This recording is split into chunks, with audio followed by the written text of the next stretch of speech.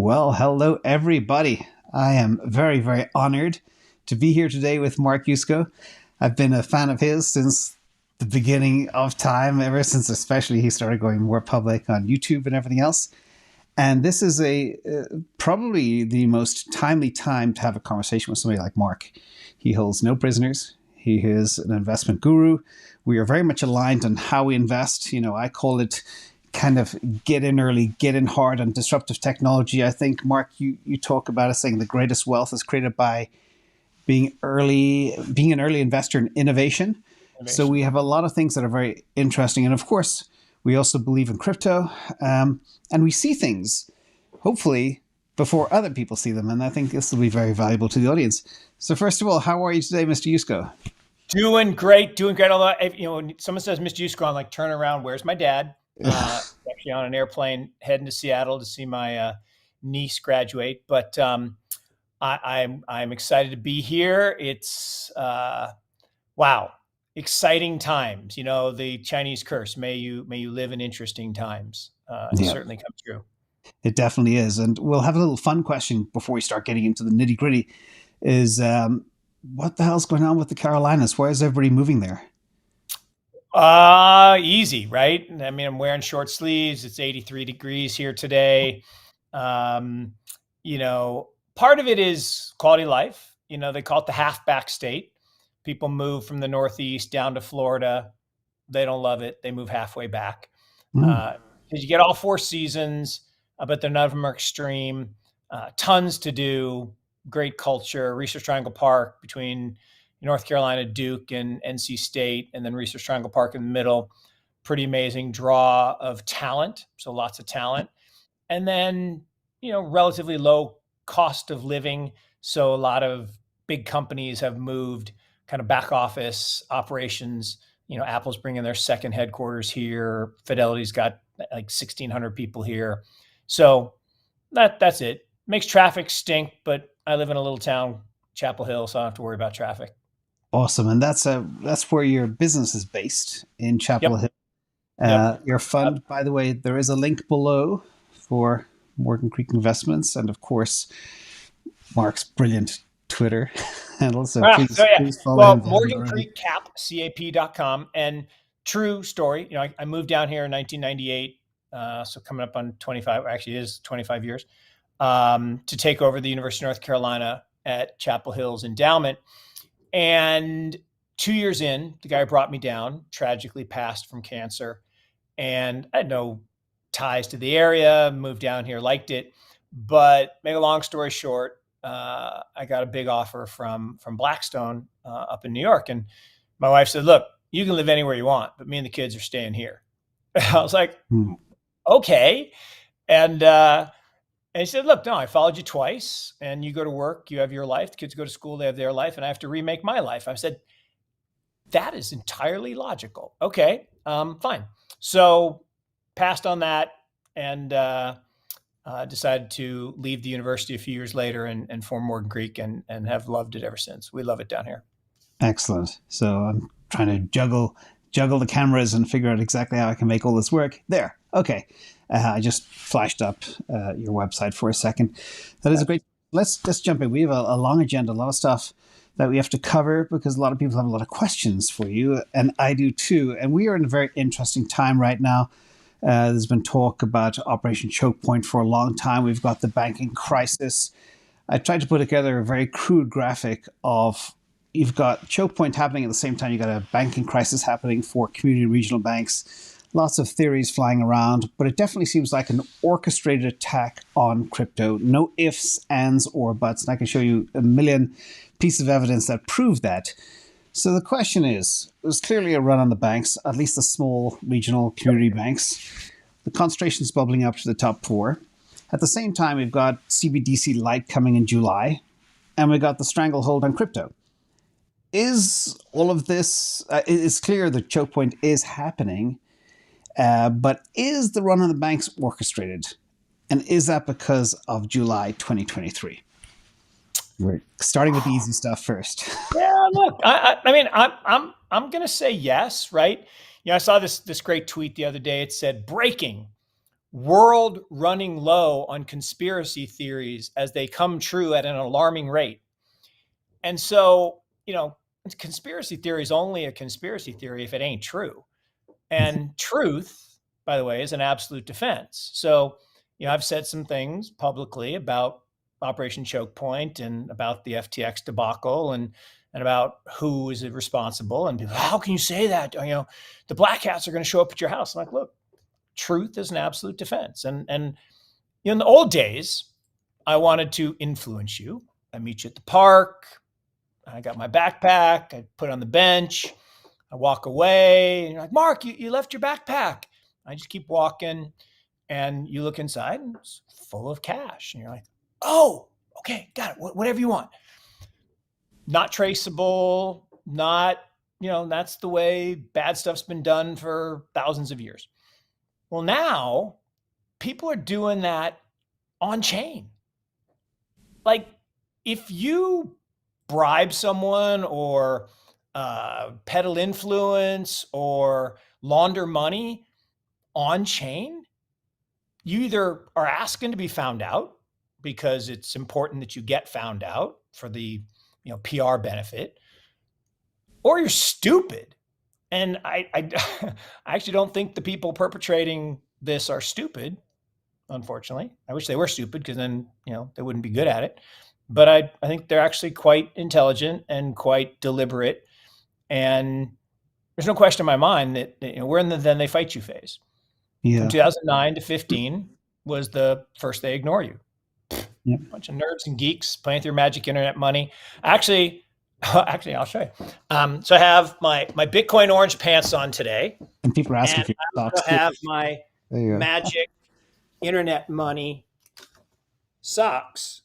So, wow. The Bitcoin wizard, magic internet money. And I didn't fall. So, but I'm wearing my magic internet money socks because there's a bunch of nerds and geeks playing with your, it's even called Mount Gox, Magic the Gathering exchange. So then in 2016 to 21, it was when they laugh at you. Oh my God, look at these nerds, geeks playing with this stupid, what a waste of time. Well, then the money starts to come out. Then people convert fiat into crypto because financial repression, right? After the first global financial crisis, they lower the interest rates to zero. Why did they do that? Why did they lower the interest rates to zero? Oh, to save the world. Bernanke saved the world. No, he didn't. China saved the world. China printed $4 trillion, okay, $4 trillion, and injected it into the global financial system and saved the world. Lowering rates to zero did not save the world. Lowering rates to zero saved the banks. So instead of letting the bad people go to jail and the bad banks fail, they bailed them out and basically said, okay, you can borrow from the Fed at zero. Because by the way, have you ever borrowed at Fed funds? I never have. I just don't know how that works. So they borrow and then they buy government bonds. Riskless trade, lever it up 10, 11 times. JP Morgan, it's funny. You've traded before, right? Managed risk. Trading and being right every time you trade and making money 365 days out of 365. What are the odds of that? Zero. Like that doesn't happen unless you happen to be JP Morgan trading desk. They had no trading losses for years. Zero trading days lost. So that's a riskless trade. But here's the problem. Why did they do that? Well, they had to liquefy the balance sheets of the banks. Well, if you pay zero, then depositors get paid zero.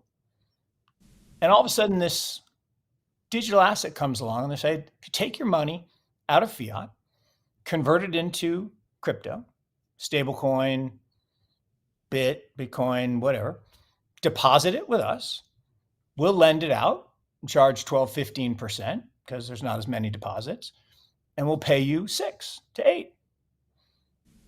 That's good for humanity. It's good for everybody, except for the banks. Bad for the banks. You do that with $1 billion, who cares? Bunch of nerds and geeks, yeah, whatever. You do it with $10 billion? Now you're kind of annoying. Now you invoke JP Morgan in 1907. I like a little competition before he set up the run on the bank at Knickerbocker Trust, which caused that to fail that he could buy for pennies on the dollar. You do tens of billions of dollars. Now you're a problem. So now, starting last year, 2022, we're in the then they fight you phase. And they planned this from minute one. FTX was part of it. All of the nonsense around that is meant to foment. Yeah, you said that early with great conviction, by the way. You were one of the first. You said that very early with great conviction. You referred to, in a video I saw, I think, they planted two stooges in place. Useful idiots. Useful idiots, yeah. The stooges of the world. And I thought, useful idiots. I mean, they were I'm sorry, Sam and Caroline are the masterminds of nothing. Yep. Masterminds of nothing. Zero chance. They were she was not a trading genius. You're a trading genius. You're a documented trading genius. She, not a trading genius. No, was not doing it. And it's kind of like when they called Madoff a hedge fund problem. There were two problems with that. There was no hedge and there was no fund. He literally hadn't made a trade in 13 years. Because if he had, then he would have been everybody's biggest client if he had that much money doing index arbitrage, which he was not. And there was no fund. He literally would have his brother-in-law transfer the money into his personal account. He just stole people's money and lied. So that's not a hedge fund. That's a fraud. And he went to jail. Here's the crazy thing.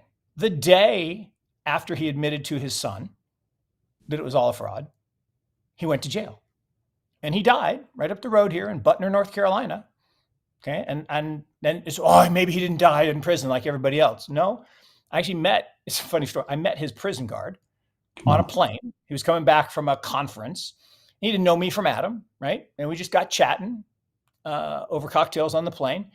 And he told me some amazing stories about Bernie in prison. But he actually helped the guards with their personal finances, which is kind of wild when you think about it.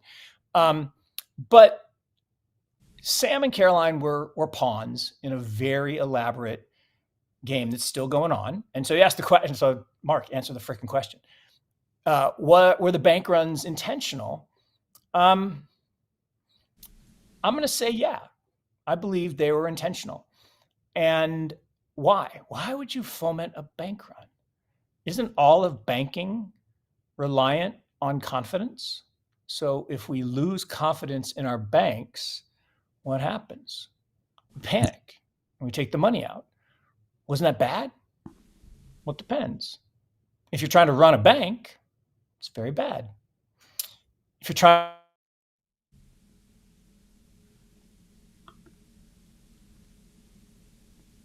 Testing 1, 2, 3. Mark, can you hear me? Hello? I think maybe we lost Mark, or let me just check one thing.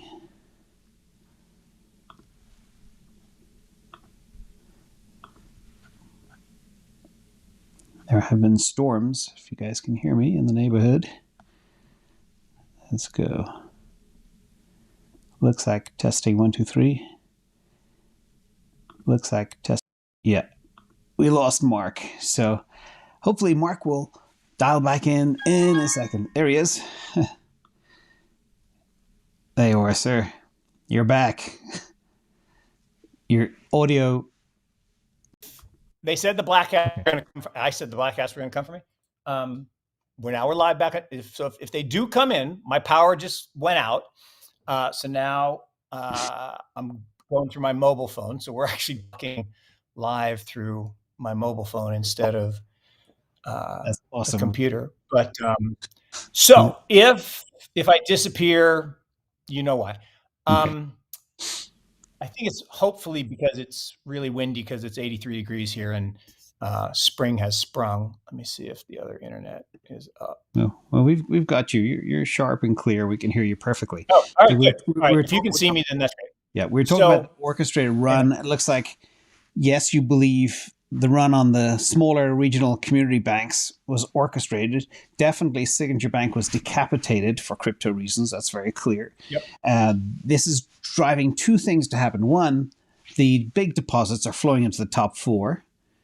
And also, people who are scrambling for safety, people I know who had a big panic attack 6 days ago on a Sunday, saying, my money's at First Republic. How do I get to Bitcoin on a Sunday? That type of stuff is happening as well. So we're on the same page.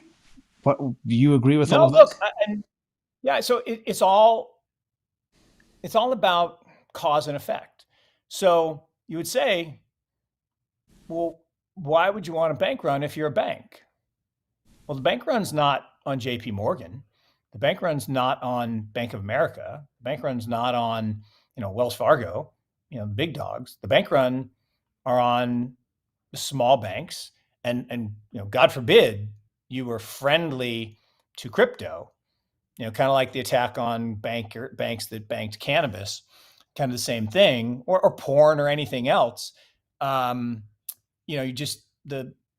you're on the wrong side of the government, illegal drugs versus legal drugs, right? You can sell, a way more addictive and way more deadly drug if you're Purdue Pharmaceuticals, because you paid the government enough. But geez, God forbid you try to sell weed on the corner. I mean, you go to jail for a long time. Crazy stuff. So as long as you're on the right side, great. But if you're on the wrong side, bad. So what's happening is, if your plan is to weaken the foundation of trust in this alternative to banking, right? One of the mantras of Bitcoin is unbank yourself, right? And that we're going to bank the unbanked. 40% of people, 40% of adults in the world don't have a banking account. Just let that one sink in for a second. Oh, yeah. That's almost 3 billion people don't have a bank account. About 30 to 40 million people in the US. Yeah, I think about 30 to 40 million people in the US only use cash because they work under the table. Yeah. They have a cell phone, and they would very much like to have financial services, peer-to-peer lending, earn interest on their assets. And with digital assets, with crypto, with Bitcoin, you can do all of that. So you got to slow that down. Oh, we'll ban it. How do you ban a decentralized thing? Remember when Zuck had to go testify to Congress? The joke, going around Twitter was, well, they subpoenaed the CEO of Bitcoin, but they were unavailable, right? Yep. So there's no one to subpoena.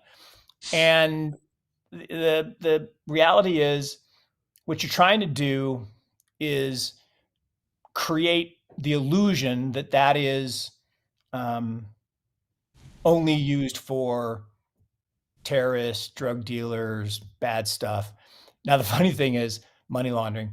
I used to laugh that, Ms. Warren et al. Were like, crypto is only used for money laundering. Like, no, money laundering is done the way I described earlier. I leave a backpack of cash. Yeah. In many cases, counterfeit $100 bills. And I commit bad stuff all around the world. That's how it gets done. Remember the $2 trillion. It was $2 trillion that went missing before 9/11. Yep. Just went missing. As Elon Musk said, as you said at the beginning, he said, show me a conspiracy theory that doesn't turn out to be true, which is a fascinating way to see it. But so we know that most money laundering exists, but one thing I didn't realize, that these people know that crypto is being used for money laundering because they were the ones doing it, right? I mean, we know. See, look, if you didn't want to get caught, why would you have the Ukraine government send money on chain to FTX? On chain, right? I'm not hypothesizing. I can actually see the transaction. So then it goes from FTX to Alameda, again, on chain. Then from Alameda to a company whose only owner is Sam Bankman-Fried, right? And a website that doesn't work. And then from there into a democratic mixer. Well, That's money laundering. I mean, if you opened up the definition of money laundering, that's what you would see, a picture of that. So I didn't realize that they were expert in insider knowledge. So yeah, fine. Some small percentage is used for that, but just like some small percentage of, banks do bad stuff. Here's a great stat. The fines paid by the big global banks. Okay? The fines, the admitted fines where they said, yeah, I'm guilty, money laundering, bad stuff, I'm going to pay, is 80% of the whole market cap yep. of Bitcoin.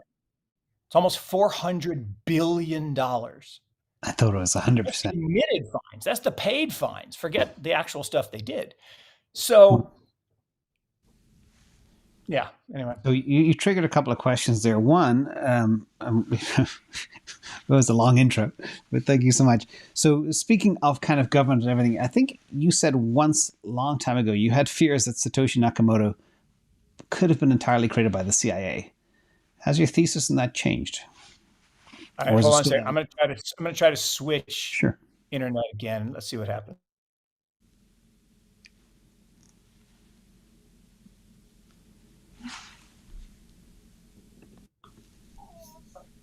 Shoot. I can hear you. There you are. You're back. There you're back.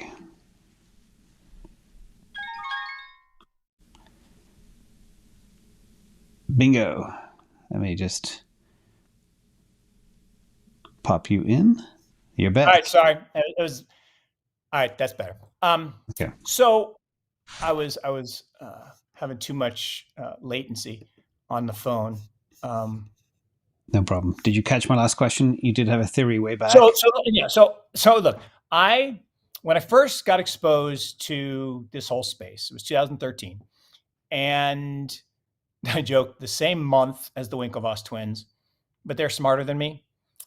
They're multi-billionaires and I'm not, because they got it. They were hanging out with Charlie in Ibiza, and I was hanging out here with my clients, and my clients said, Mark, you're an idiot. Don't talk about this stuff. And like, yeah, whatever, fine. And so, Dan Moorhead, my friend, had kind of introduced me, and I was not running drugs on Silk Road. I was not a cryptography student. I didn't really get it. I started to do a little bit of work, and I wrote about it, and my clients literally said, we'll fire you. I'm like, fine, yeah, whatever. And the price went from like $500 to 176 in late 14. And they were right. And 8 weeks later, it was $1,000. I'm like, nope. There is something here. Volatility. And I did the work, and I did a lot of work. I mean, and here's the thing: I've never met anyone that I respect that didn't start skeptical, right? Because this is a big concept that we're going to change the financial system based on a technology. That's a big leap. Well, I always say anyone I know who's done the work became bullish. The people who didn't do the work are the ones that still scream about it, and the Peter Schiffs of the world. But to answer your question, I Googled Satoshi Nakamoto, trying to figure out who he, she, they are. I guess self-proclaimed he once in an email, but we don't know. I think it's 4 people, but that's just my opinion. But when I Googled Satoshi Nakamoto, what came up was Intelligence Central, because the surname Nakamoto is from the central provinces of Japan, and Satoshi means intelligence. And I went, whoa, that is too close to CIA. And then I started thinking, holy shit, wait a minute. If I knew that my currency was destined for failure, which, right, there have been 775 paper currencies in the history of the world. 3/4 of them no longer exist. All the others are down 98, 99, 99.9999%. So if I knew my currency was toast, I had a spending problem, I was just going to issue a lot of currency like we did in 2000. What would I do? Well, let's see. I could convince people to turn it into something else, and then I'd have a back door and I'd just steal it all back. Hmm. And so I was a little freaked out about that for a while, but it's cool. So Scott Stornetta, who is one of the co-inventors of blockchain technology, is one of the fathers of, or not fathers, he's one of the progeny of the early cypherpunks, but he's a punk. He's a cryptographic progenitor, and he's cited 3 times in the white paper. So in the footnotes, if anyone actually reads the footnotes, you'll see Scott's name there. Scott's a pretty smart guy, and he's a venture partner of he's a venture partner of ours, advisor. And so I asked him this question. And well, I should tell you one other funny thing. So the first question I asked him was, like, Scott, you were kind of there at the beginning. So I know you don't want me to ask, but I'm going to ask because everybody was going to ask you. So do you know who Satoshi is? And he starts speaking Japanese. And goes on for about a minute speaking Japanese. And we're like, okay, Scott, what's the joke? He says, well, if you knew Japanese, you would know that I just said that, yes, I was there around this group of people, and that perhaps I could know who Satoshi is. Wow. But if I did, I sure as hell wouldn't tell you. And if you understood Japanese, then this would be funny. But you don't speak Japanese, so now I have to tell you. So that was funny. But I said, could this be true? And he went, huh. I mean, literally grabbed his chin like this and said, huh. I hadn't thought about it. No. And that fast. It's like, no. I'm like, what? Then you could sleep. He said, well, he said, the way Bitcoin works and the way proof of work functions, it's not possible to have a backdoor because of the air gap. And it was the first time I heard the appropriate use Air gap. of the term air gap. And so that was cool. And I felt more comfortable about that ever since. Awesome. So let's hammer through a couple of quick Bitcoin questions and we flip to crypto. I think we have sealed the deal on Operation Chokepoint being a real thing. And then we'll talk about some investing methodologies as well and how you guys operate beyond perhaps just crypto. Yep. So let's talk about, it takes money to fuel this thing. On-ramps are being cut off, but they're not really. You can still wire money anywhere from any bank. So are people freaking out a bit too much about Chokepoint? Can they really kill it? Can they ban it? Can they do an executive order? What is it, 6101? Like they did 6102. Yep. 6102. So here's the thing. So let's talk about the executive order for a second. Yep. So executive order 6102, issued on 4/5/33, reversed in 1975. I don't remember the date of the reversal, but born on 4/5/75. 4/5/33, and then reversed in 1975, which is why Satoshi Nakamoto's birthday is 4/5/75. Wow. I mean, that is. I mean, you type in Satoshi Nakamoto date of birth, 4/5/75. That is fact, and that's why, for sure. Now, here's a cool thing. So everyone kind of thinks, well, why are there 21 million? Why 21 million Bitcoin?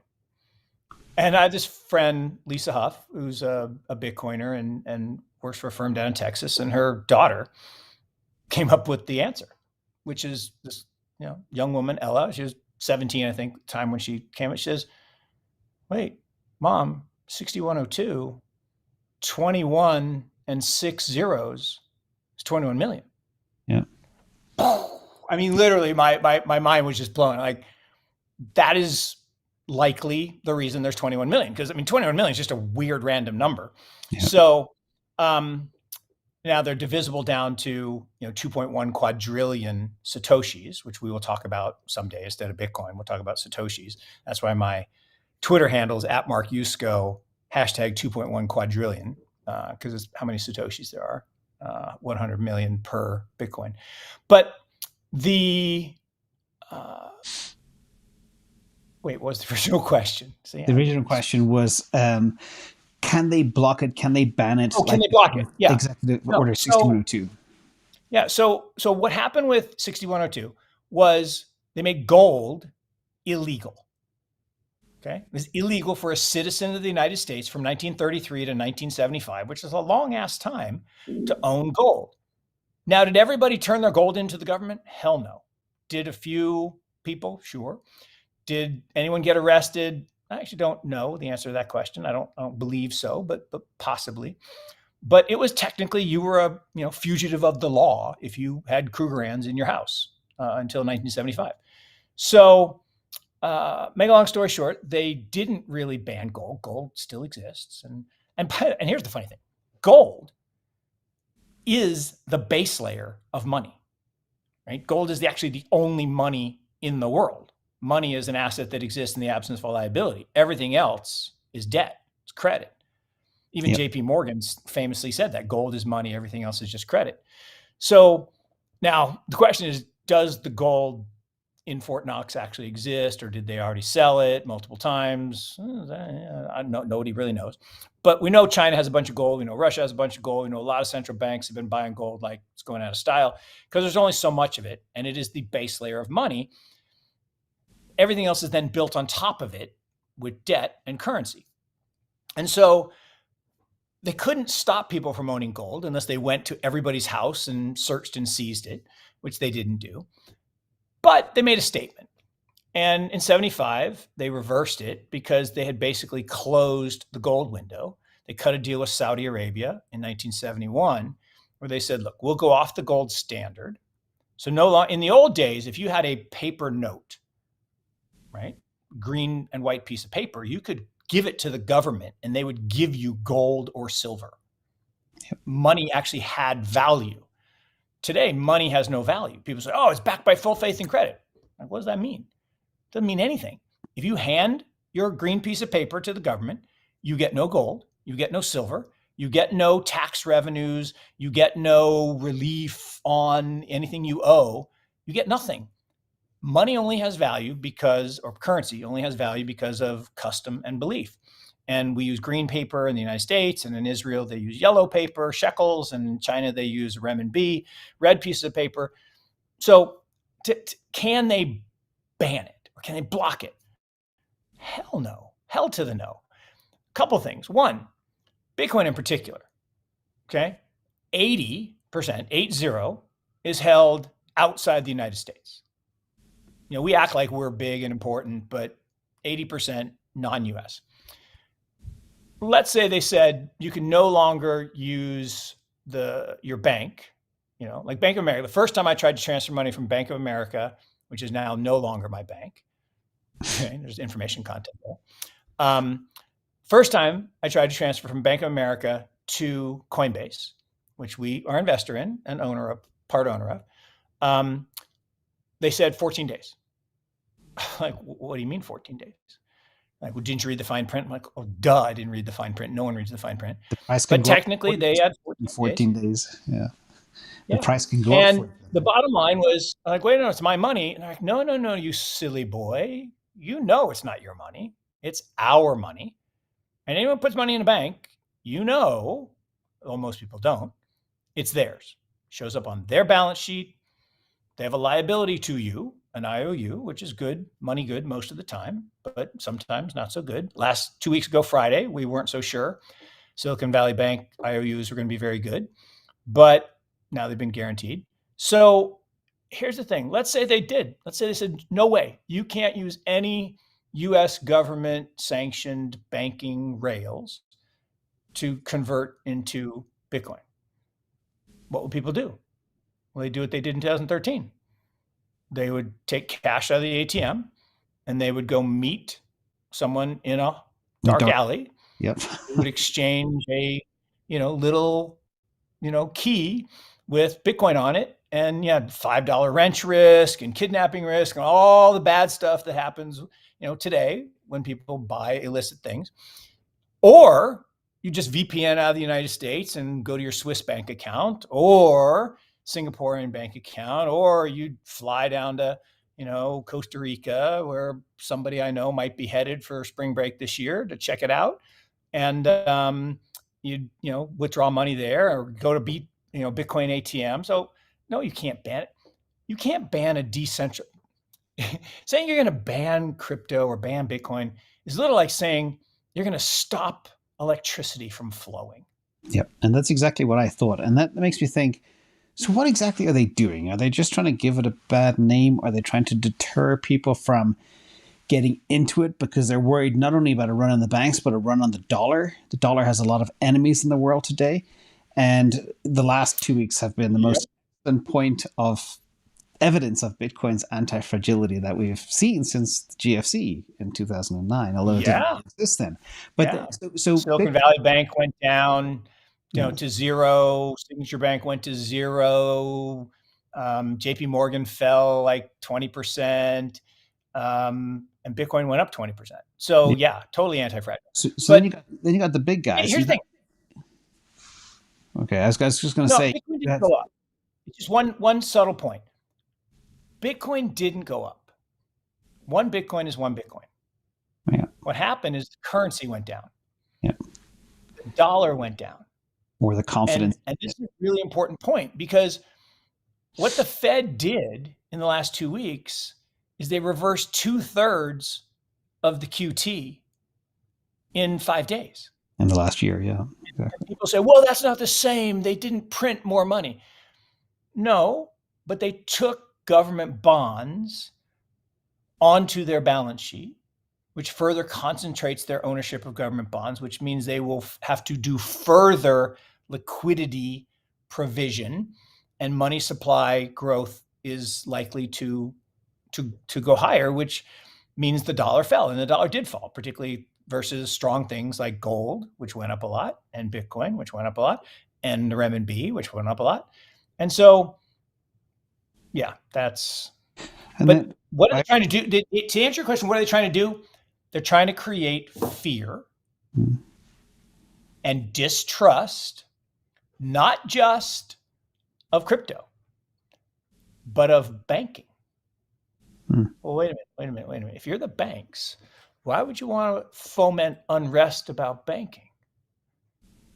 Oh, because you want people to be so afraid of keeping their money in the bank, they move it to the Fed.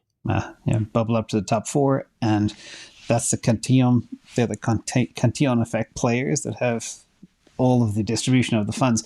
And that's interesting because that also plays into the fact that, who has a one-on-one private meeting with Janet Yellen last week? Jamie Dimon, JP Morgan. And every Sunday. Every Sunday. Oh, no. It wasn't a special. Every Sunday since 1987, actually early 1988. So it was the January 1988. It happened after the 87 crash. Every Sunday, the Council on Economic Stability meets, the head of the Treasury, the head of the Fed, and the 4 biggest banks. Okay, they meet. And that's why every big thing that's happened in financial services in the last 35 years happens on Sunday night. When did Bear Stearns get taken over? Sunday night. When did Lehman get taken over? Sunday night. When did Washington Mutual get taken over? Sunday night. When did Wachovia Bank get taken over? Sunday night. When did Silicon Valley Bank happen? Sunday night. Signature Bank, Sunday night.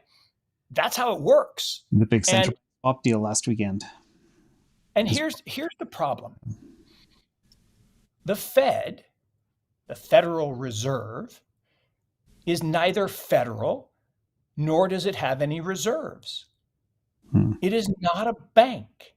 It is a private corporation owned by the banks and a handful of very, very wealthy European families. It was created by the same people that created the original central bank in the Netherlands to finance wars, to take over France so they could have the world reserve currency for 70 years, right? After France took over Spain, which took over Portugal. And then half of the family moved to London and set up the Bank of England. And because they had the steamship and they had a better navy, then they took over the Netherlands and got the world reserve currency, and the sun never set on the British Empire. And then because of Oppenheimer, big movie that just came out, we had nuclear submarines, and we became the most powerful navy, and we became the world reserve currency. And now they see that it's threatened. And why is it threatened? Well, mismanagement. All empires fail. Every one. There are no exceptions. Name an empire that stayed around. There aren't any. And the American empire is falling. And we saw it last year. Remember last year when the big guy, as I like to call him, Mr. Biden, President Biden, I guess, went over to Saudi because he was going to get MBS to pump more oil, to get oil prices down. Before they laughed in his face. They laughed in his face and said, "We're buddies with the other big guy, Putin. Yeah. So get out. Don't let the door hit you on the way out." So what did he do? I will give him credit for being enterprising. He just drained the SPR. And he got oil prices down, and he got enough votes to stay. Because remember, there's a perfect inverse correlation between presidential popularity and gas prices. So you get gas prices down to $3 and you stay in office. Not that he was up for election, but all his people were. So we're at this funky place where we're playing catch up to China. What are you talking about? We're the superior. We're technologically superior to them. Yeah, we were, and we are technologically superior to them at Instagram and Facebook. We rock, but they win on AI, 5G, TikTok. Great example, right? They own us now. Data, they got it all. Hearts and minds of younger population, which is the future, they got it. So we're between a rock and a hard place now. And China already has CBDC, central bank digital currency. They already have a surveillance state. They already have the lockdown cities, the little pass that you got to have green and red. All of that's coming here, which is kind of why you need to go look at other places. And CBDC, which maybe is the most evil thing ever created. It's probably the worst use of technology for humanity that I can think of. I'm sure there are worse ones, but in terms of things that scare me, CBDC is it, right? This takes me down a political question too. Way back when, and I'm not a political junkie by no stretch, but it was the left that preferred crypto, kind of libertarian stuff, etc. Now it's the left want to ban it. You mentioned Elizabeth Warren and many others, and the president of Chokepoint. I have a chart that shows the players. You're not as old as I am, but us old guys have a problem. I mean, guys and gals. When I say guys, I mean guys and gals. Us old people, we have a problem. We were sold left, right. Like that there's a difference. There's no difference. There's no left. There's no right. There's only in and out. And when you're in, you do or say whatever it takes to stay in. And when you're out, you do or say whatever it takes to get in. Ronald Reagan was a lifelong Democrat. And then he won as a Republican. And then he governed from the middle, which is where all great leaders govern. Bill Clinton, was not the total lefty, crazy person that he won the election with, right? Bill Clinton ran the Southern strategy, right? Where you foment racism to win the Southern states. He ran. His campaign banner was a Confederate flag with Al Gore. But he wasn't like that when he got in office. He ran from the middle. And we know Trump was Democratic as well for the longest time. Look at all the pictures of him with Hillary and Bill and Epstein et al. So you're saying politics has nothing to do with has nothing to do with. I don't believe it has anything to do with left and right. I think what it has to do with is in power and out of power. And when you're in power, you're trying to enrich yourself, right? And when you're out of power, you're trying to get in power so you can enrich yourself. Absolute power corrupts absolutely. So when you have, everyone on one side of the boat, bad things really happen. And when you have split government, less bad things happen, but still bad things happen. And so crypto it's an evolution of technology that is going to happen. Yep. It's as inevitable as the sun rising tomorrow. Is it as inevitable as the internet was? It's inevitable as the mobile net was, as inevitable as computing was. Yeah, I tell a story. I grew up in Seattle. Steve Ballmer's mom famously said, "Honey, why would you work for that company? No one would ever want a computer in their house." Yeah, probably. He has 18 billion reasons he was right, mom was wrong. And, the internet, Paul Krugman, never be more important than a fax machine. Yeah, probably more important than a fax machine. And the incumbents always hate it, right? The phone company, you and I are using voice over internet protocol right now. Yep. Right? That's what we're doing. And it's free. It's amazing. It's free. Voice over internet protocol. It used to cost $3 a minute. Now it's free. And the phone companies tried to pass a law, literally bribed Congress to pass a law to make it illegal. Thankfully, Al Gore, so he didn't invent the internet, but he did save the internet. He, cast a vote that said, nope, that bill does not pass. Wow. So, and really saved the internet. Now, it eventually would have won anyway, but he was important. You said something in the past a minute ago regarding Ballmer. And did that trigger you to think about, you have a saying as well, that all big returns come from a variant perception.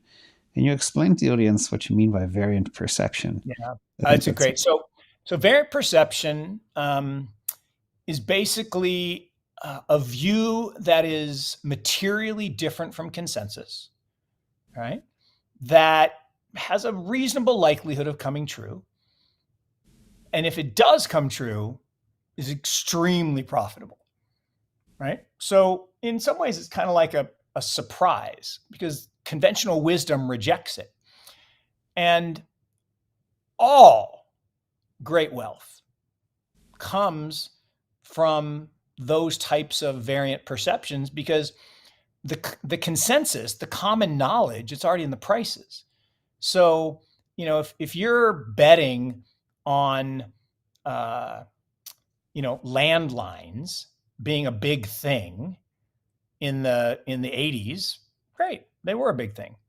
But if you couldn't see the variant perception that showed emerging market countries saying, geez, I don't want to string up a bunch of copper wires. There's this wireless stuff that this guy Craig McCaw is using. And yeah, the drug dealers are using it and the porn industry is using it. And as I would say technology always starts at the fringe. Yeah, it's true. All technology, first pagers, drug dealers, first mobile phones, drug dealers, first, crypto, drug dealers. Why? Because they're banned from the traditional world. They can't get bank accounts. They can't, they go to jail if they go against the government rules. So they find ways to use technology that's out of the grasp. And so the same thing happens here, that if you're looking for great opportunities, you have to constantly be looking for variant perceptions. And there's a great story about Michael Steinhardt, so famous hedge fund manager. And he would say to his analyst, you got 2 minutes. Okay. You need to give me what's the consensus, what's your variant perception, what's the catalyst, and what's the time frame. I love that. Yeah. And if you can't do that in 2 minutes, go sit down. Yeah. I have no time for you. 2 minutes. And if you can do that, right? If you can think, what is the consensus? What is a good variant perception? Okay, what's the catalyst? What's going to cause that? And then how long is it going to take? You can make a lot of money. Okay. Make a lot of money. You got 2 minutes. Use that variant perception for Bitcoin, because a lot of people have this blind spot.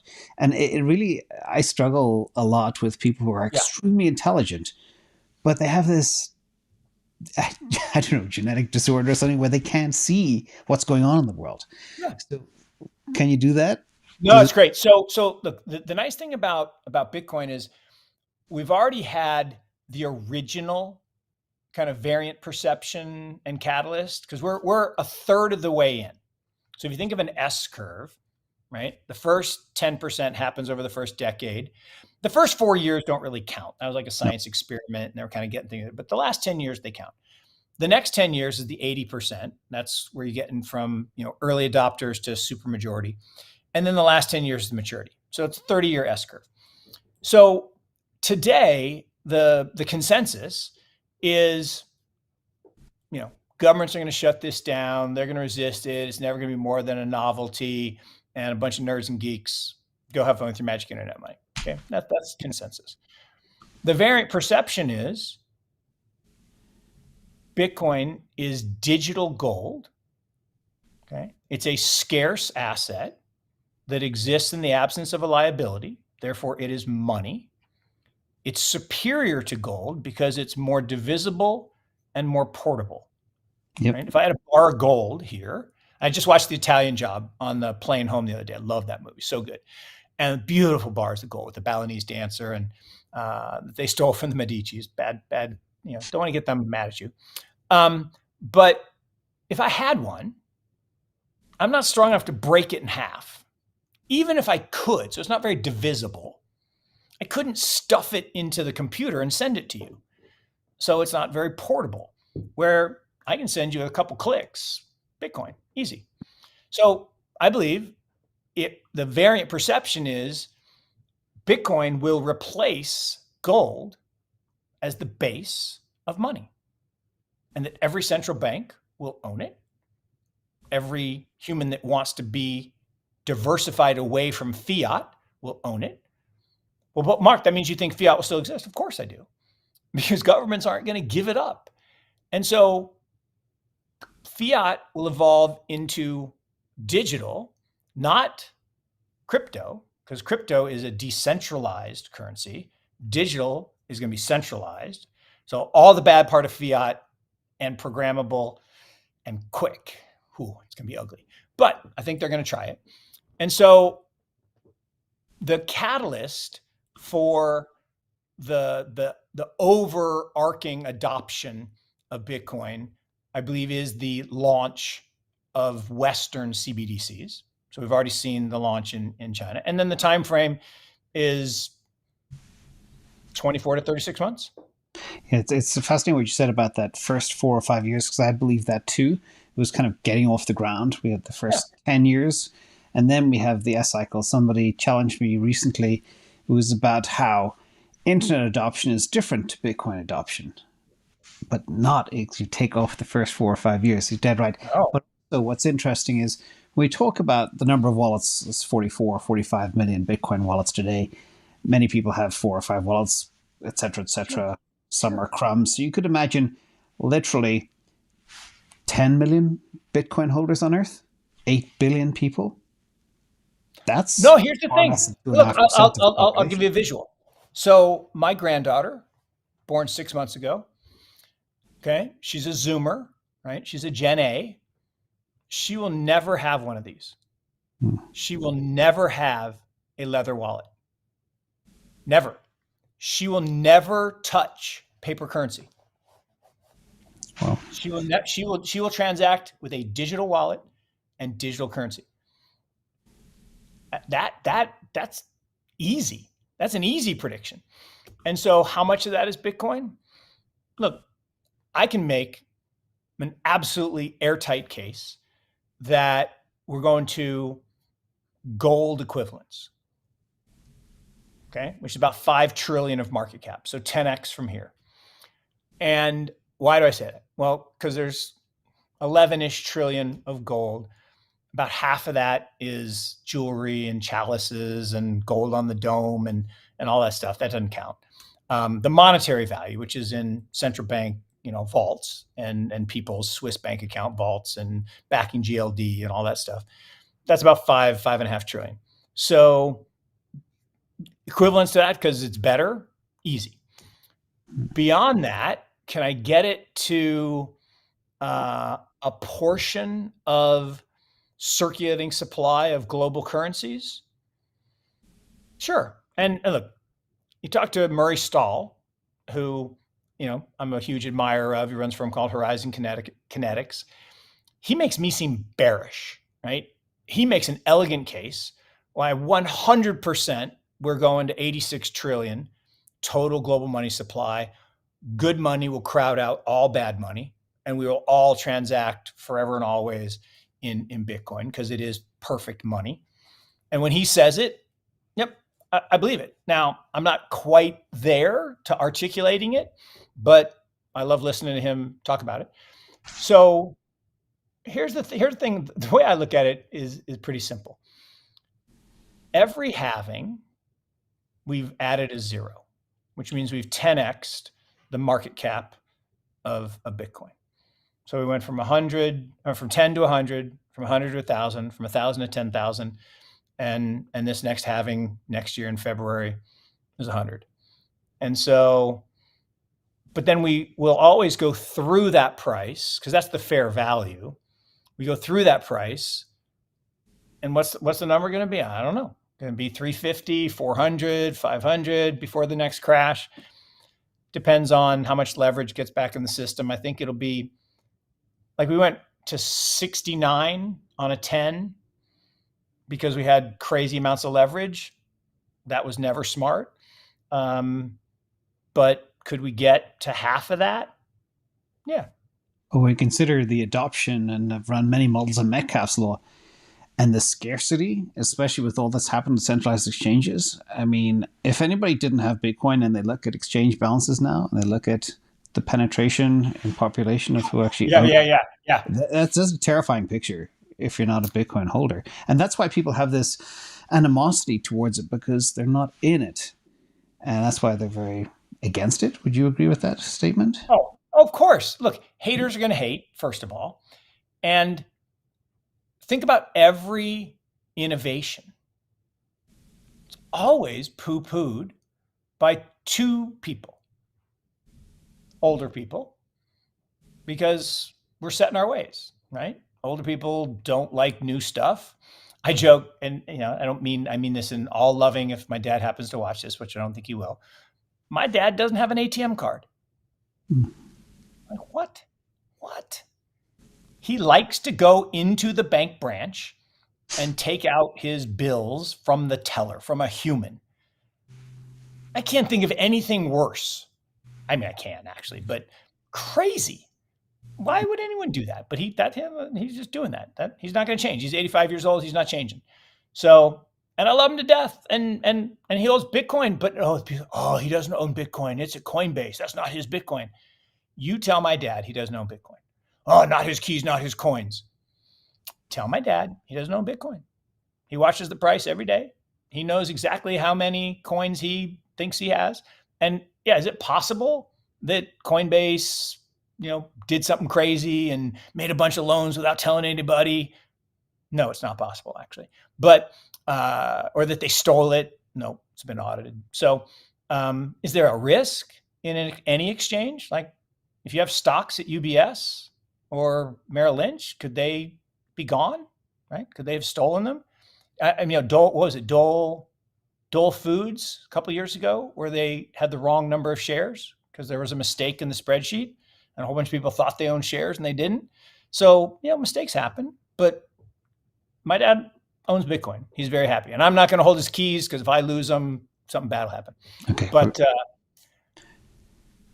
we'll jump into crypto in a second. One last question on a conspiracy theory, because as I'm sitting here talking to you, my mind is spinning. Adani Group, really good, or not Adani, the Hindenburg Group that discovered the Adani short, super interesting. Is it a coincidence that they're going after Jack Dorsey and Block right now? Because that is a Bitcoin on-ramp for many. And I'm thinking, how many people do have deposits? They themselves hold Bitcoin. Could they find a way to take what I call Square, now called the Block, down and confiscate all of that? Is that a stretch, or is that a concern? No, look, okay. So the first part is something happening in terms of an attack, a pack of jackals kind of attack, sure. Oh, definitely. I mean, again, when stuff happens, it's not on chain there, but in markets where you can see it on a Bloomberg screen and you can see the volumes, yeah, that's definitely happening. Part of the challenge we have today is we live in a world of dark pools, right? We used to know perfect transparency, which broker was doing which account. Now we got all these mixers. So funny. There are all kinds of mixers in TradFi. Tons of mixers. Yep. Ken Griffin's got a mixer, and JP Morgan's got a mixer, got all kinds of dark pools. We even love that term, dark pools. And yet some coder writes some open source code that gets used by someone else to create Tornado Cash, and he's in jail. Are you freaking kidding me? Sam Bankman-Fried is at his parents' house watching porn, and this guy's in jail? Tell me this isn't an organized crime hit. Tell me. Again. Yeah. So on this, is Jack being targeted? I think so. Yeah. And look, if Operation Chokepoint weren't real, then these series of events, we'd have to probabilistically weight them, right? And say, okay, what's the likelihood? You take, I think there are 5,000 banks-ish, pick, whatever the number is. It used to be 10,000.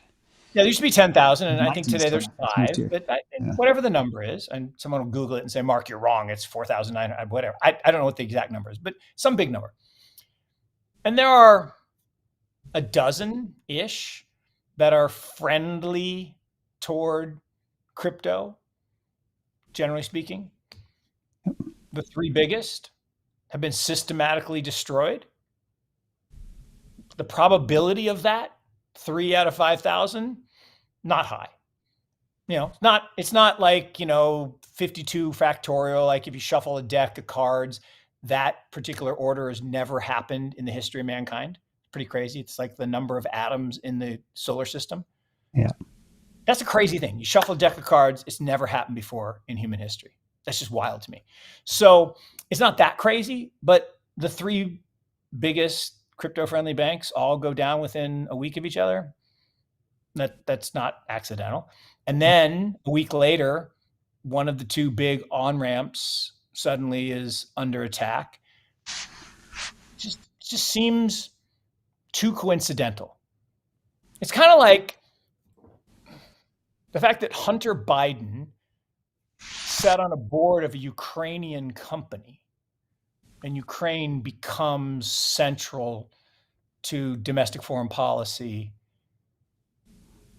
I can't remember the old expression. There's no such thing as coincidences. It just means you don't understand who the players are behind the scenes. Yes. Expression. Yes, exactly. That's exactly it. There are no such thing as coincidences. You just don't understand who's actually pulling the strings. And it's funny. I probably shouldn't say this because I'm probably going to get audited or worse.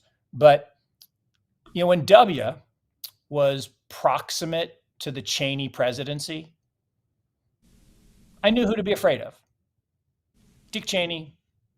He was a tough dude. He was a tough SOB. And W was an affable kind of stand-in. Now, as an adult, I love W. I think he's funny. I think he's talented. I think he's a good humanitarian. I kind of admire him now. But as a president, I'm not so much. But I knew who to be afraid of. The problem is now I don't know who to be afraid of. Because I ain't really afraid of the big guy, and I certainly ain't afraid of his second at all. So someone else is pulling the strings, and I think I know who it is, but I don't really know, and that scares me. Yeah, it's a crazy time indeed. Okay, flipping gears real quick, and this is such an amazing conversation. I hope you're still good for a couple more questions. I probably am, but let's just triple check. Yeah, let's go. I'll reschedule. We can make it a quick fire round as well. Yeah. So quick yes or no. So from your website, you obviously, your firm focuses on digital assets as well as many other assets. But in terms of narratives, which ones do you think are the big ones? I did pull out AI being a big theme for you guys. Yeah. How are you positioning yourselves for this next bull run that has already begun, in my opinion? Yep. So there's 2 parts to Morgan Creek. There's the legacy business, Morgan Creek Capital Management, and I'm titularly the head, but really I have 3 teams that run those businesses. And so I'm there if they need me. I'm the CIO. I set strategy. I'm the CEO. But I have 3 great team leaders. One that does Chinese growth equity on the ground in Shanghai, which no one wants to talk about, which means But it's a great that's the investment most opportunity. crowded trade. How come nobody wants to touch it? Well, you I guys going in there, obviously. That seems like an I I opportunity. I, I cannot understand why no one wants to invest. Like I tell us that my favorite little business. So we invested in this company. They deliver food to restaurants, like Cisco, SYSCO in the United States. Yeah. I'm not sure of a lot. My wife jokes I'm, frequently wrong, never in doubt. I'm like, well, occasionally wrong, but I am certain, like certain, again, as the sun is going to rise, the people in China are going to eat in restaurants more in the next 10 years. So that business is growing like 60% compounded, and we're minting money. And, George is invested, and Bill and Julian and Druck and a whole bunch of really smart people are invested in that business. And no one wants to talk about China. I don't understand. So we've done a good job making them the enemy. But so I have a team in Shanghai that does that. I have another team based in Chicago that does a really unique strategy in hedge funds. And then I have a third team here in Chapel Hill that does early stage venture, kind of really early, like small venture, kind of super angel, micro VC. Then I spend most of my time with the Morgan Creek Digital side. And Morgan Creek Digital is investing in fact, we just had a meeting on this an hour and a half ago. The 4 pillars of the digital age. So basically, infrastructure, hardware. It'd be So like, Ledger, for example, is an investment. We love the physical hardware. I think Ledger will be the Apple of Web3. So you had the browser for Web1, you had the smartphone for Web2, and I think you'll have the Stacks wallet for Web3. So we like hardware. We also have a chip business, an Israeli firm that makes ASICs called Chain Reaction that is going to blow the doors off the world when they release the first American-made ASIC and so later the this year. more efficient, faster than the Antminer suite. Significantly faster than Bitmain, and so fast. This is crazy. So fast and so efficient. Intel shuttered the group that was competing with them. Already, they just opened that, didn't they? Already, they just gave up. They just said, nope, Oh. we're not going to spend any more money, and they shuttered the team. So really, really exciting tech. So we like hardware. Then we like data, big data. Data is the new oil. So let's be it. AI. Everybody loves AI. We've been talking about AI for a long time. In fact, 3 years ago, we service marked the term blockchain intelligence, which is the integration of AI and blockchain, because we think they will become increasingly collaborative. And blockchain is the 4th pillar. So those 4 pillars are what are going to define the digital age, and we invest in all of those. And blockchain being things like the layer 1s, or layer 1s, layer 2s, Yeah. or Well, I mean, it could be, it could go beyond that. So, here's the interesting thing, that I'm actually not an engineer. I just spent 3 days with some amazing engineers out in Park City, I saw. and crazy amazing. And the highlight of that was when Howard Marks, legendary multi-billionaire, kind of came over and crashed our little meeting and sat with us for an hour and said, tell me why I'm wrong to hate this stuff. It's like, yes, we will do that. So that was amazing. But I'm not an engineer, but the thing I think about, the mental models that I use for this, is the internet is established. It took 80 years to fully establish, but it got established. There are 5 protocols that matter. There's TCP/IP at the base. There's FTP that moves files. There's SMTP that moves emails. There's HTTP that does websites, and there's www that kind of ties everything together. So I can make an argument that same kind of 5 layers stack is for Web3. Bitcoin is the base layer. Filecoin is like FTP. Ethereum's like www, and Polkadot, Cosmos, Avalanche, something does the SMTP, HTTP, I don't know. Okay, that's probably where I lean. There's another group that says, nope, Bitcoin, one chain to rule them all, Bitcoin, Lightning, L3, L4, and beyond. Yeah, ordinals kind of making me see that there could be some there. Lightning's not big enough yet, but there's some there. In fact, one of the questions you sent me was if you want to send a bunch of money around the world, how would you do it? Like I would use Stripe. Now we're investors, full disclosure, but yeah, I mean, you can send money anywhere in the world, and that person gets 100 cents on the dollar over the Bitcoin blockchain. It's unbelievable technology. So I would do that. Then the third mental model is a bunch of L1s with bridges. And there are a lot of people that favor that, but these engineers that I was with this week were like, no, too many attack vectors. Yes, correct. Way too many attack. So the whole interoperability then is, you did mention Polkadot and Cosmos, which is interoperability. Yeah. But now you believe too many attack vectors, or the engineers. Look, I said, I'm not a techie, I'm not an engineer, and I'm not going to solve this. The good news, I don't have to. The good news, I get to invest in all of them. And some of them will go to zero, and that's okay. You know, the funny thing is, investing is this funny game where, for whatever reason, spectators think you have to be right all the time. I crack up. People will go back and look at something I tweeted 4 years ago and say, you were wrong. I'm like, dude, I have changed my mind 17 times since that tweet. So yeah, I guess I was wrong, but it's not about being wrong and right. It's about how much money you make when you're right, how much money you lose when you're wrong, and the legends of the business. Julian George, Druck, they're right 58% of the time. I'm aspiring to get to 51, right? And so I don't need to be right. And particularly in venture capital, it's all about the power law. If I invest in 20 companies, 5 are going to be zeros. Another 5 are going to be bleh. Another 5 are going to be maybe okay to good. 3 will be very good. And 1 or 2, if you're lucky, will blow the doors off. And that's the difference between having a 3X fund and a 6X fund. Exactly. And that's fun. I love that, right? I mean, Asymmetry, exponential growth is the 8th wonder of the world, right? You know, you put 1 grain of sand on the chessboard, and by the time you get to the 64th square, and you double every time, by the time you get 64 square, you could cover India 3.5 meters deep. Okay. I love that you come up with all these. That is unbelievable, right? It's unbelievable.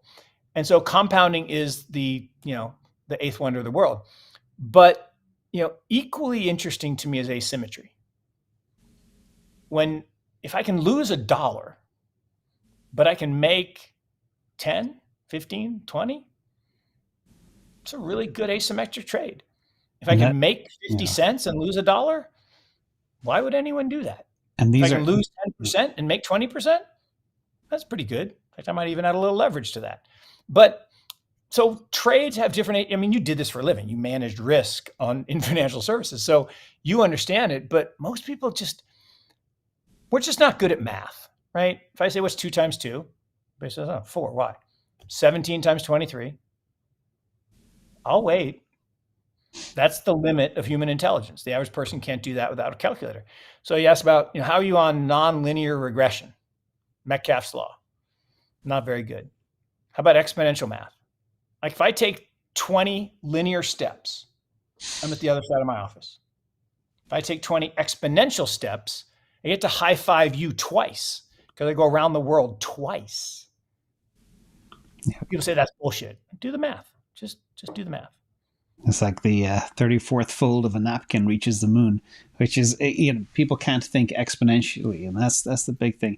And the funny one there is a human can't fold the napkin 8 times. Yeah. And it says, yes, I can. I even had one guy say, I tried it with a Kleenex. thinking I could do it instead of a regular piece of paper. And he still couldn't do it even with a Kleenex. So we just can't imagine exponential growth. And that's how networks grow. And one last thing I'll leave you with in terms of networks. So, in the original days, right, when I was growing up, I grew up in Seattle, and we used to listen to WGN radio from Chicago. Think about that. The signal was so strong, it could bounce from Chicago to Seattle, Washington. And a bunch of guys with their little ham radios were listening to it. And the way they did network, the way Sarnoff said networks work is how many people are listening to that signal linearly. That's the size of the network. And Metcalfe came on and said, no. The people listening also have connections, okay? And so the more people you are, you get an exponential. So it's 1 over n squared is the value. So Metcalfe's law became.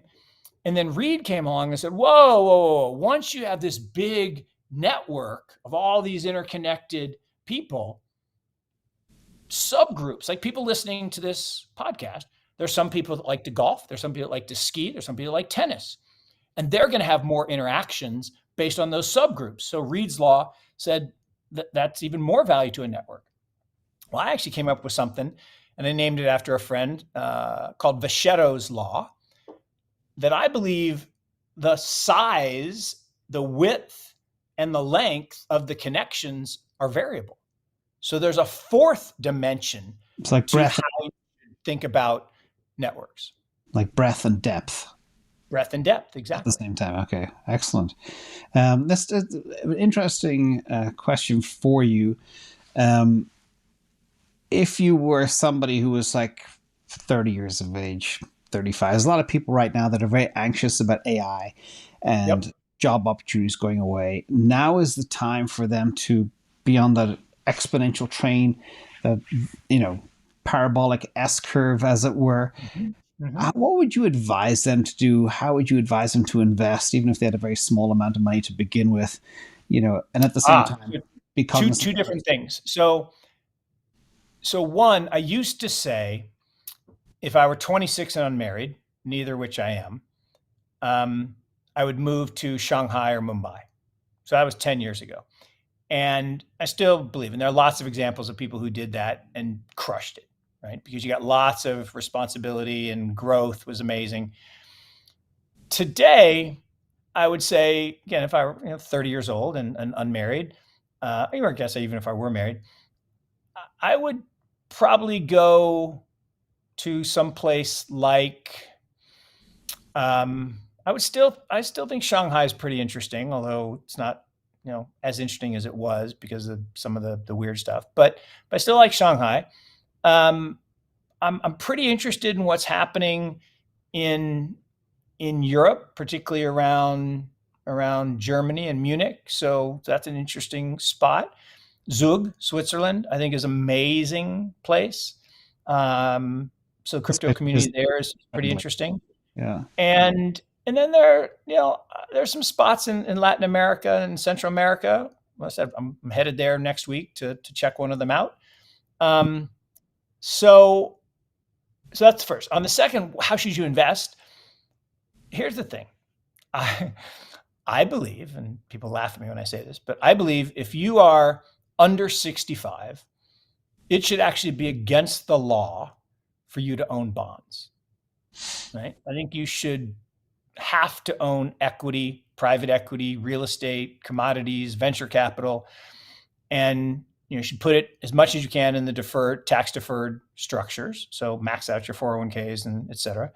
But generally speaking, have nothing in the guaranteed bucket, because your fixed income is your future income, right? The things you're going to do in the future. And worrying about AI replacing you, I think makes no sense. It's right. I mean, every technology that's come along, people said, oh, it's going to destroy jobs. Here's a fact. There are more jobs in the world today than any time in human history, despite the fact that we've destroyed more jobs than existed for most of the last, 3,000 years. So yes, jobs get destroyed, but new ones come up faster. Jeff Bezos, 26 years ago, had an idea to start a little bookstore on the internet. And today they employ 5 million people. That was probably yesterday's data. It's probably 5.2 million. More than half of the net new jobs in the past 12 months were Amazon. So those jobs didn't exist.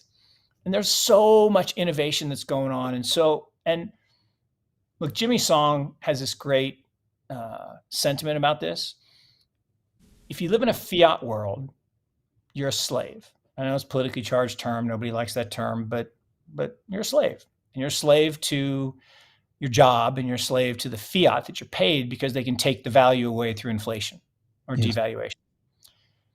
If you unleash yourself by moving some of that fiat into Bitcoin, you empower yourself because now it's in a deflationary currency instead of an inflationary currency, and you preserve your purchasing power, and you can unlock your creativity. You can spend more time being creative and coming up with new ideas.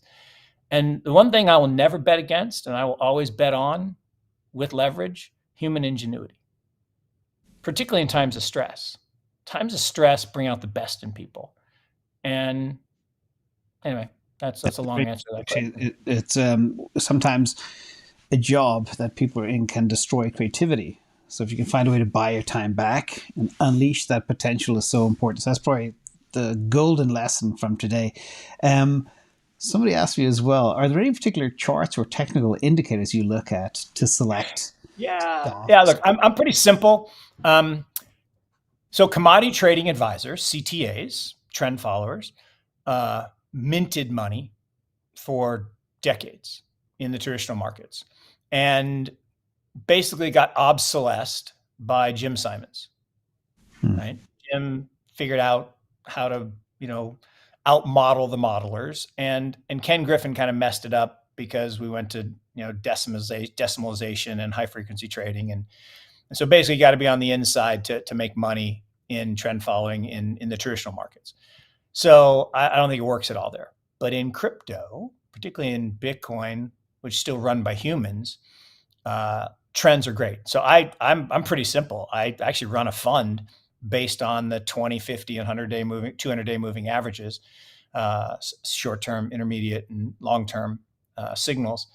And it's like clockwork. I mean, we've had this strategy up for 3.5 years. Bitcoin's up like 30%. We're up 100%. Not because we outperform in the up markets, because we outperform in the down markets, because we can step aside when the trend is negative, because the trends tend to persist.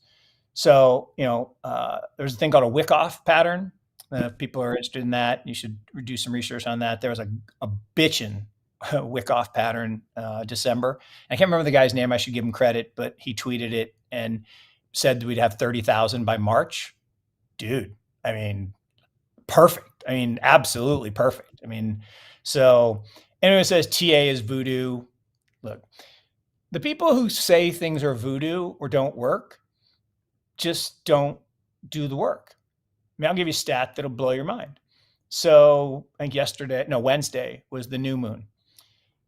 If for the last 100 years, you simply bought stocks on the new moon and sold them on the full moon, so you're in the market half the time, so every 2 weeks you're making a trade, you would have 1,400 times more money. I believe that. But I don't know if it's because humans innately do things because of nature or trends. No, they do. I do. And I can prove it. And here's why I can prove it. I thought I wanted to be a doctor growing up, and I worked in the emergency department.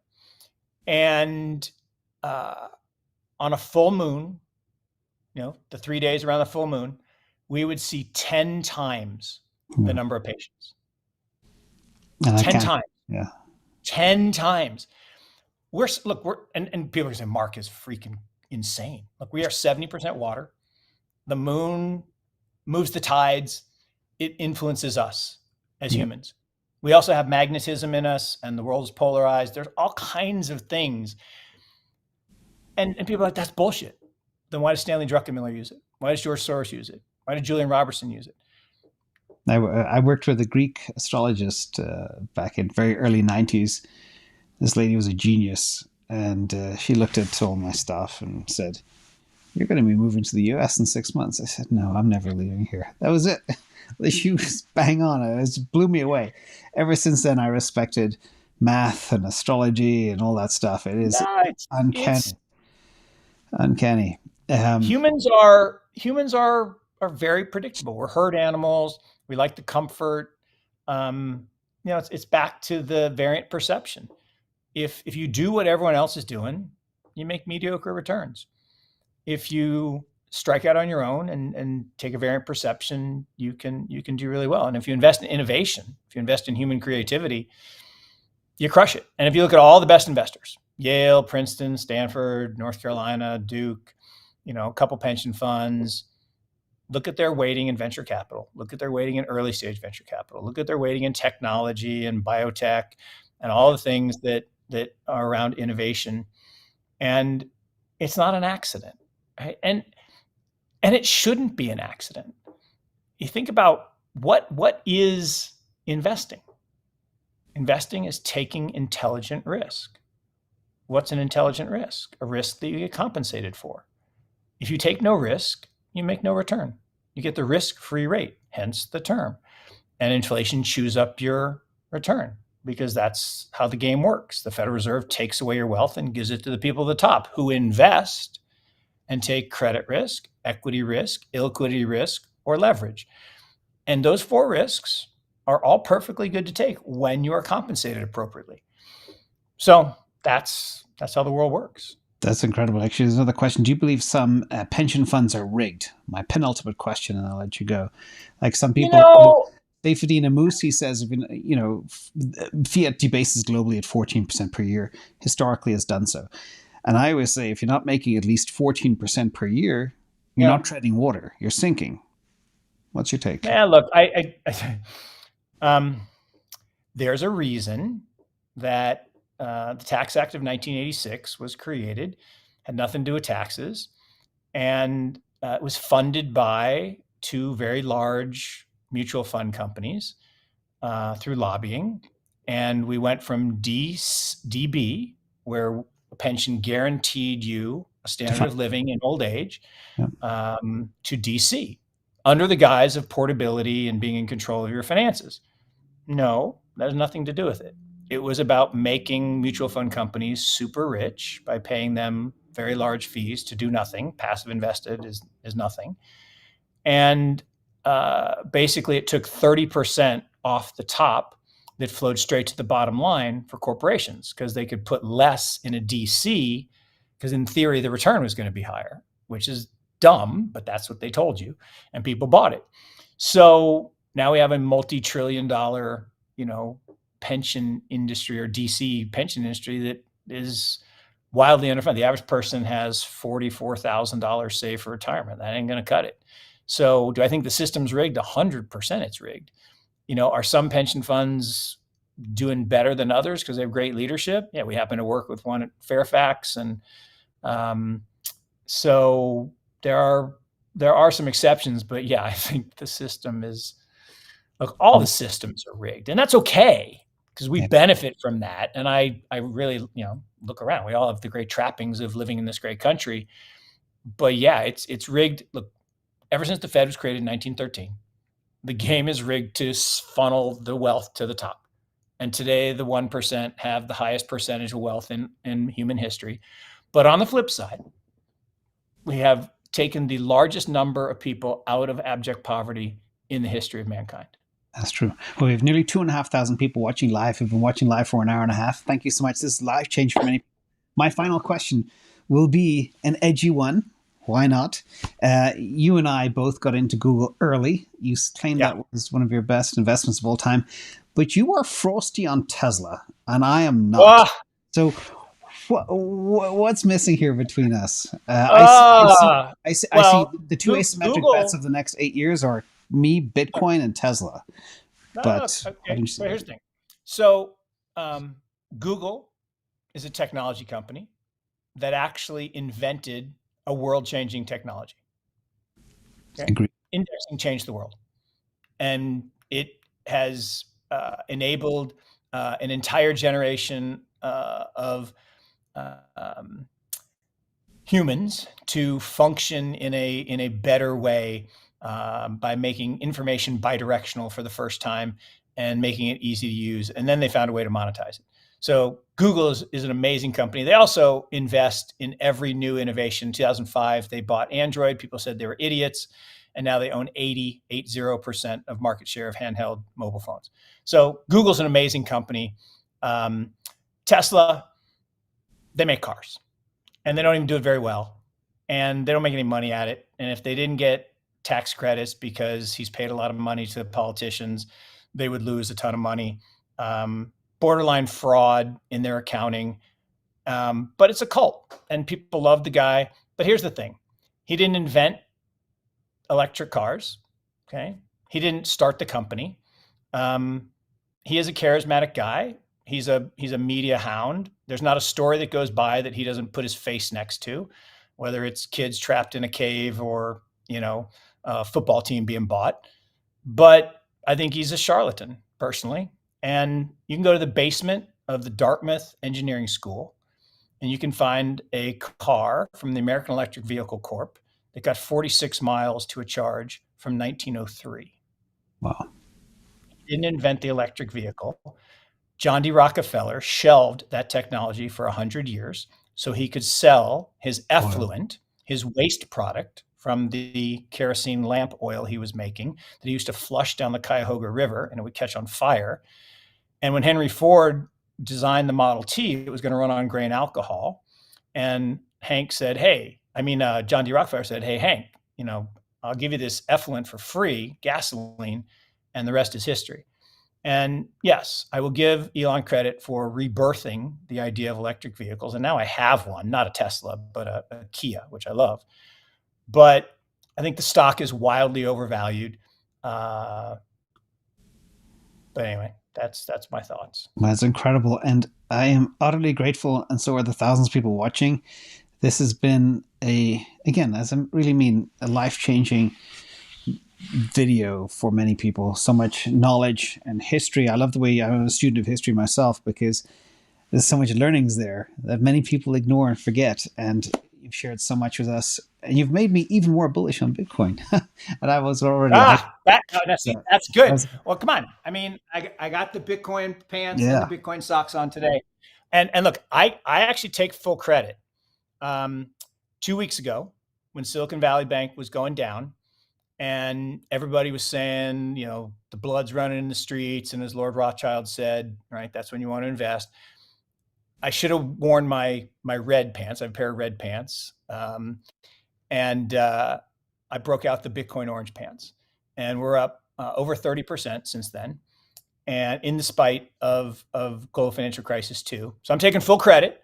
I'm just kidding around, but I am wildly bullish on Bitcoin. I am wildly bullish on the future of crypto broadly. And I know some people don't like that because they're like, you're a shit coiner, but whatever.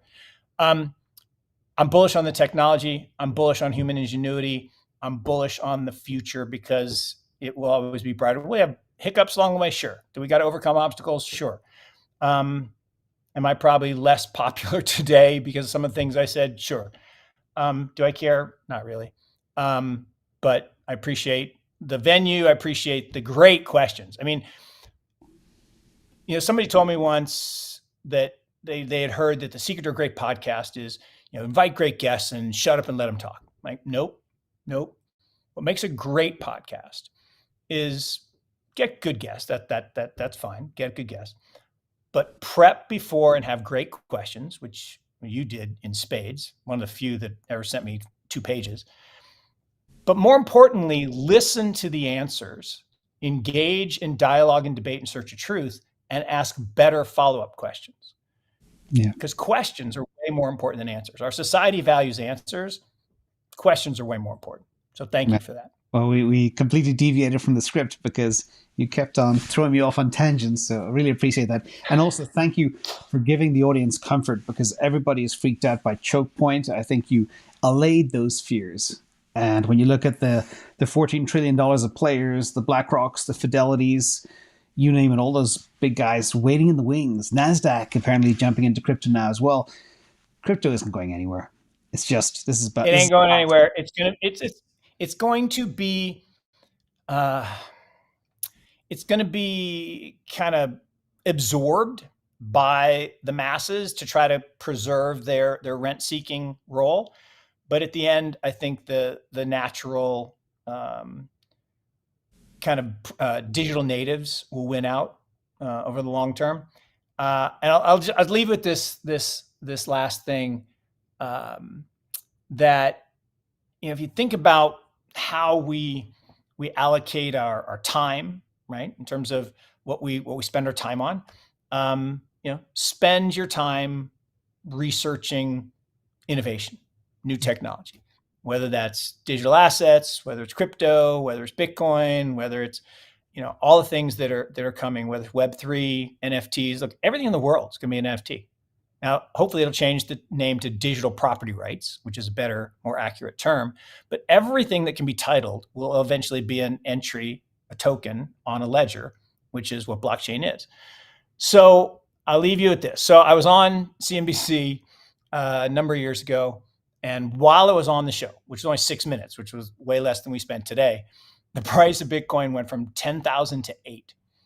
And Melissa Lee said, "Oh, what should we do now?" I said, "Buy it." What do you mean? What do you mean? You'd say that if it went to 5,000. I'm like, yeah, I would. Buy it today. Buy it tomorrow. Buy it the next day and the next week and the next month. Don't buy it all at once. Just keep buying. Because here's the thing. Price is a liar. The price of any asset is not its value. 100 shares of stock traded on NASDAQ and Microsoft, you multiply that by the number of shares, and that's market cap. That's a fictitious number. If you own 1 million shares, you ain't getting that price. Price is a liar. Yes. Value is what matters. The value of the Bitcoin network. The Bitcoin network is the most powerful computing network in the world, 1,400 times more powerful than the CERN supercomputer. It's been up for 99.99992% of the time. It has never had a fraudulent transaction. It is the thing that you want to have an ownership position in. It is one of the most valuable assets of our lifetime. And you want to own a piece of that. And you want to accumulate that piece. You want to own a portion of that network forever. Doesn't mean you won't use it and sell it and transact in it, fine. But you want to own a piece of that network.